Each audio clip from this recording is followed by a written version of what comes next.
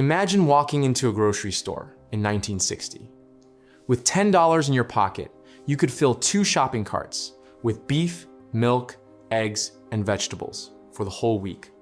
Fast forward to 2026, and that $10 isn't even enough for a high-quality loaf of bread and a small carton of milk. What happened? Did the Earth's resources become scarcer? Did human labor become less efficient? No. The fact is, the measure we use to value everything the US dollar has shrunk. Inflation is often described by economists in dry terms as the increase in the general price level. But for the American middle class, inflation isn't an academic term. It's an invisible tax. It's like a thief sneaking into your house every night, not taking your belongings, but the time and effort you've poured into the banknotes in your wallet. Why call it a tax? Because its result is exactly the same as an income tax. It takes away your control of your finances and transfers it to the government. However, unlike regular taxes, which must be publicly discussed in Congress and face voter outrage, inflation operates in the shadows. It's the perfect tool for politicians who want to spend more than they collect without having to account for direct tax increases. The American dream was once built on a simple promise. If you work hard, study well, and save, you'll have a stable life and a comfortable old age. Inflation has turned that promise into a lie. It punishes savers and rewards those who borrow excessively. It pushes middle-class families into a financial arms race, where they have to work harder just to stay in their current position. In this analysis, we won't be looking at inflation through the lens of politicians. We'll be conducting an economic autopsy to see how this invisible tax is tearing apart the structure of the American middle class. And more importantly, what you need to do to protect the fruits of your labor before it completely evaporates. Part 2, the history of betrayal. To understand why the American middle class today feels like they're running on a treadmill at an ever-increasing speed without ever reaching the finish line, we must return to the scene of one of the biggest financial scandals of the 20th century. This was the moment when the rules of money were permanently altered, turning saving into a curse and borrowing into a survival strategy. Before delving into the events of 1971, we need to understand what money is. For thousands of years, money served as a store of value based on labor. Gold and silver were chosen because they were scarce, durable, and could not be printed at the will of any king or politician. When you hold a gold coin, you are holding time and effort that have been crystallized. However, carrying physical gold was inconvenient.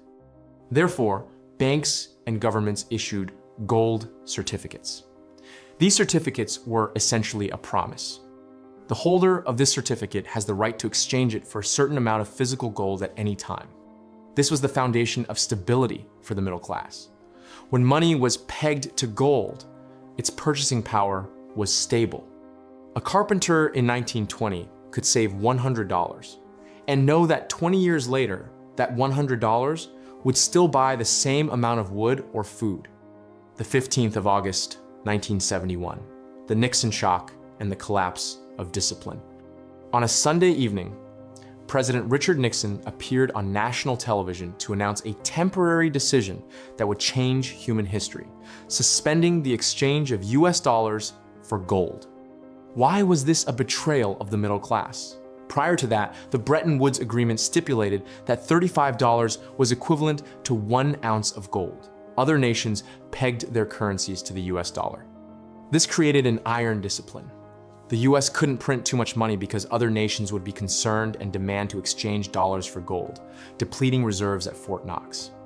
However, due to excessive spending on the Vietnam War and the Great Society's social programs, the US printed more dollars than it had gold. When France and other nations began to realize this imbalance and demanded the withdrawal of gold, Nixon chose to default. He declared the dollar was no longer linked to gold. From that moment on, the US dollar became fiat currency. It had no intrinsic value. It only had value because the government said so and because people accepted it. This unleashed an unlimited money printing whirlwind and the primary victims were the purchasing power of wage earners. 3. The Cantillon effect. Why is inflation never fair? If the government printed an additional $1 trillion and distributed it equally to every American, inflation would occur immediately and uniformly. But the system doesn't work that way. This is where the Cantillon effect, named after the 18th century economist Richard Cantillon, reveals its cruelty towards the middle class. New money is created through the banking system in the form of debt. Those who have access to this money first are the government for defense spending and projects, large banks and investment funds, Wall Street, giant corporations. These entities receive the money while it is still in its original value.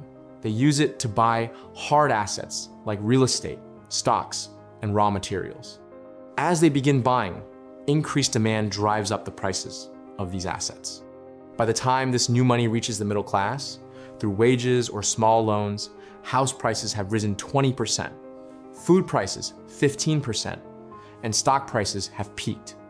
The middle class is always the last to receive the money, but the first to face higher prices. The result? A massive shift of wealth, from those holding paper money to those holding real assets.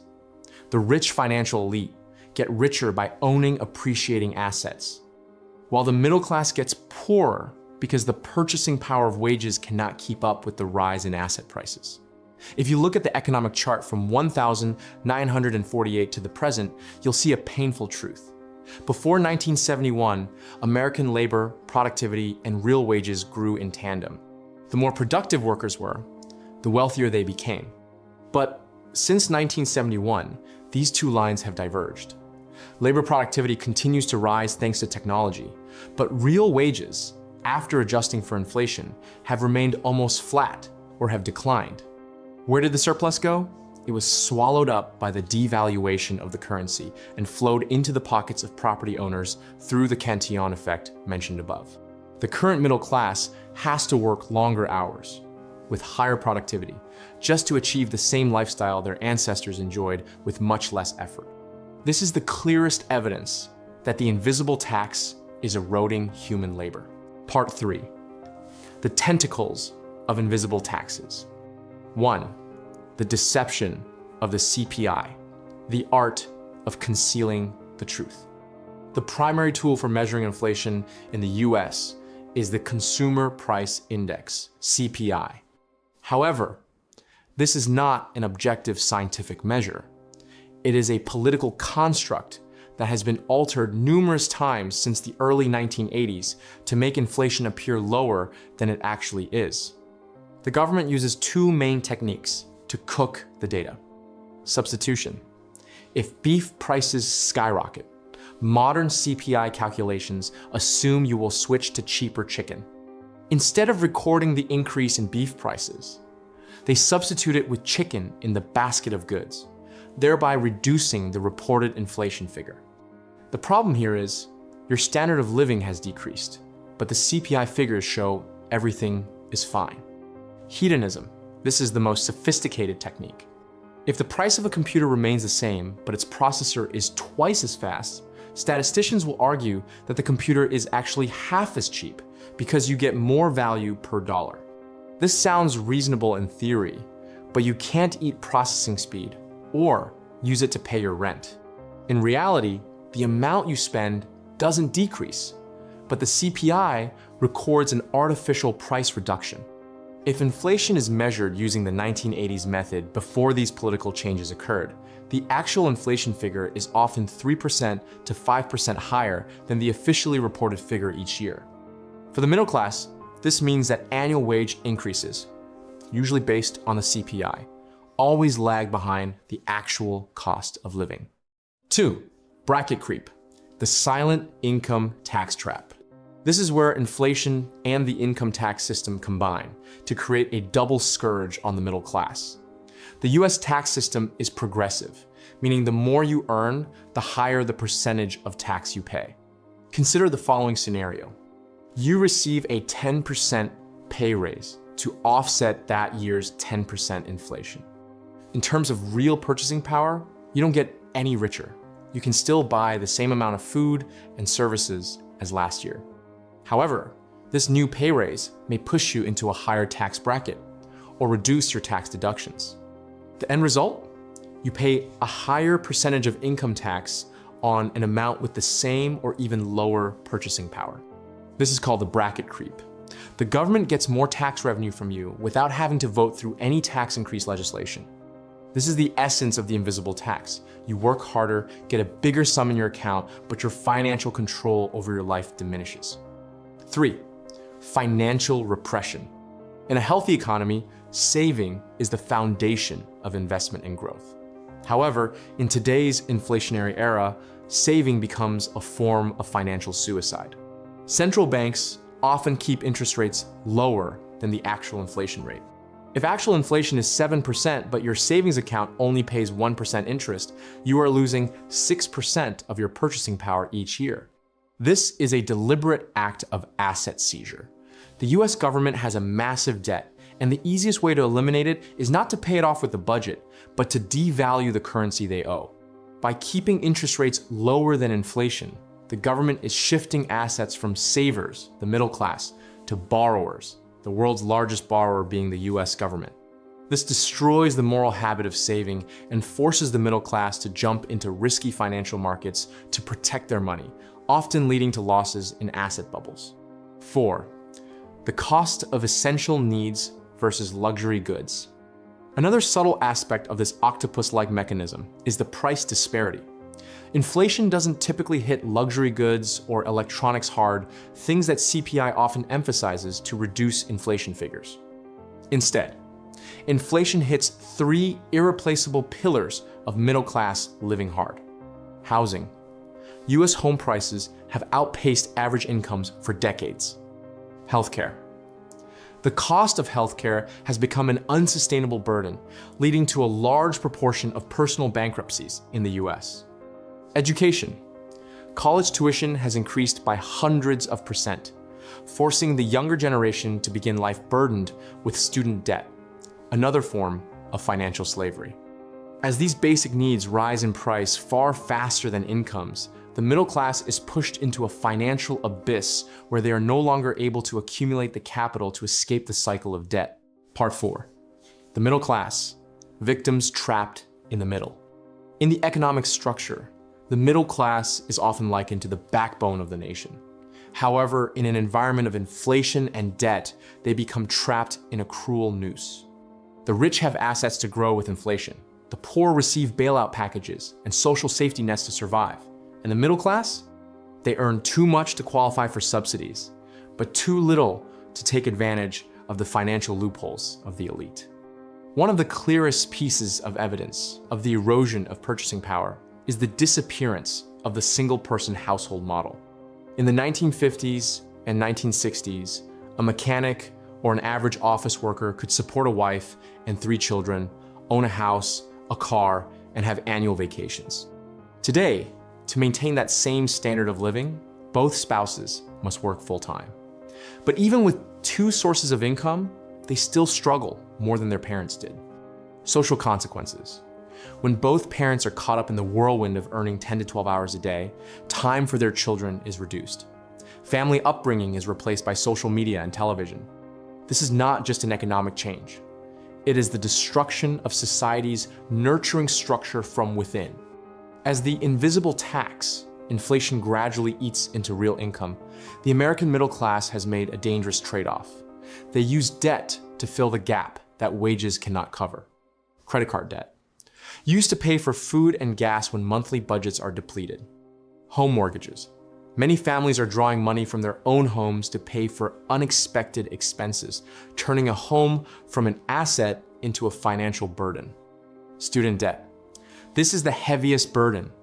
Younger generations are taught that college is the only path to middle class, but tuition has grown at 3 times the rate of general inflation.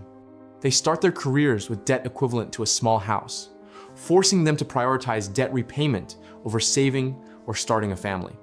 Inflation increases interest costs, turning these debts into black holes that swallow up all hard work. The middle class no longer works for themselves. They work for banks to pay interest on debts they are forced to borrow simply to survive. Continuous inflation creates a psychological state called silent despair.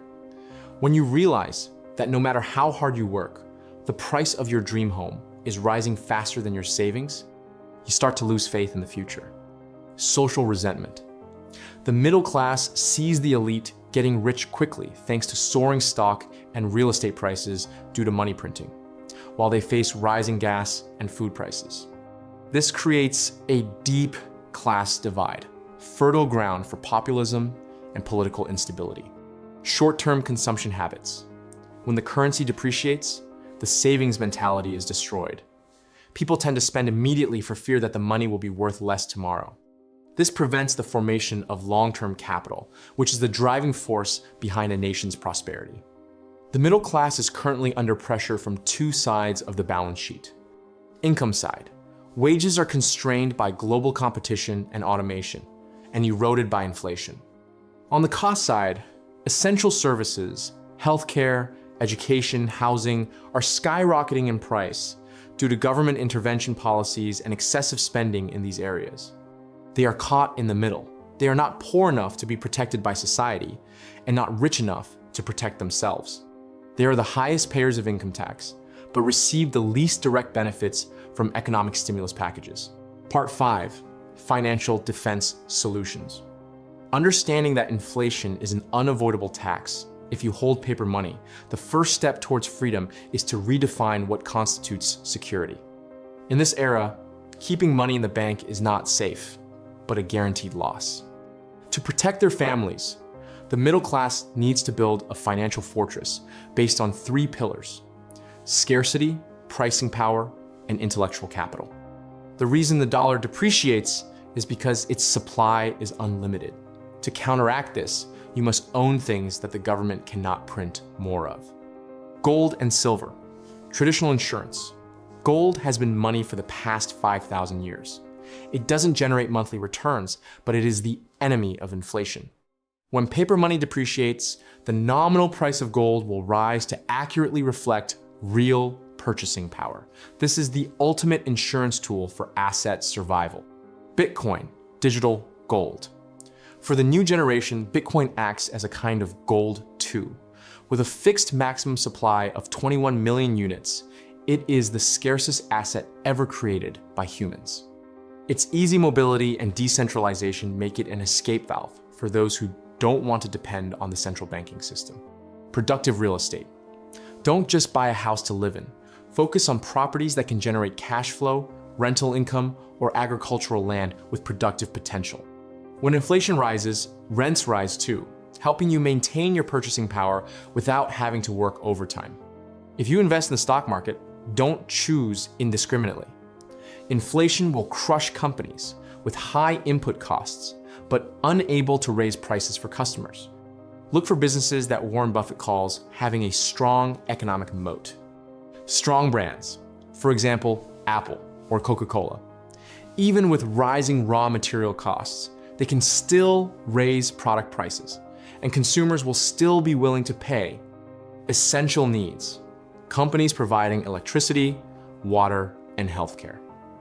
No matter how much inflation there is, people still need to use these services. Asset-light business models. Companies that don't need to reinvest heavily in machinery and factories, which become more expensive with inflation, but rely on intellectual property or software platforms.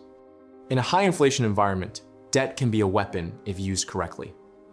There are 2 types of debt: bad debt, credit card debt, debt from purchasing liabilities with floating interest rates. Inflation drives up interest rates, and these debts will kill you. Good debt, long-term fixed interest mortgage loans, for example, 30 years to purchase real property. When inflation occurs, the real value of the debt decreases. You are paying off the debt with cheaper dollars in the future for an asset, a house whose nominal value increases. This is how the super rich have profited from inflation for decades. The most important asset you own isn't in your wallet, but between your ears. The government can print another $10 trillion, but they can't print more of your programming skills, surgical abilities, or salesmanship. Investing in improving your professional skills is the best way to ensure your income always grows faster than the CPI inflation rate. Part 6. Conclusion. The future of the dollar and the American dream. After traversing history, invisible tax mechanisms, and defensive measures, we need to face the reality of the future. The end of a massive debt cycle. History never repeats itself precisely, but it always follows a similar rhythm. With the US public debt exceeding $38 trillion and the budget deficit showing no signs of stopping, we are at the end of a long-term debt cycle.